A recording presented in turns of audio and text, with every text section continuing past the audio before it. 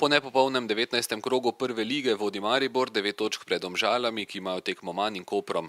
Mariborčani so rezultatsko s prvim delom prvenstva seveda zadovoljni. Tukaj predvsem moramo misliti na to, da bomo mi ta pravi oziroma da bomo ponovili tako dobro jesen. V tem primeru mislim, da tudi Domžale, katere so nam najbližji zasledovalec, nimajo nobene možnosti. Cilj Maribora je naslov državnega prvaka, želijo pa nadgraditi tudi poletne evropske predstave, ko so jih od Lige Evropa odrezali nogometaši Palerma. V tem času, odkar sem v klubu, se to dogaja. To pomeni, da smo vsako leto v Evropi boljši. Za pričakovati je, da bo tudi v naslednji sezoni tako.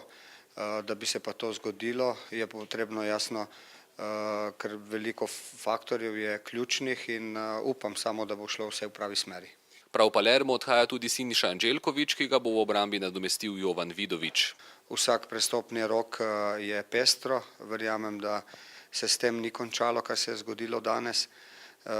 Kaj to pomeni za moštvo? Predvsem bi si želel, da se nam zgodi tako kot poleti, ko so novi igralci enostavno takoj od prvega dne bili zelo dobro integrirani v slačilnici, nastopali so takoj od začetka že zelo dobro in to je, mislim, najbolj pomembno.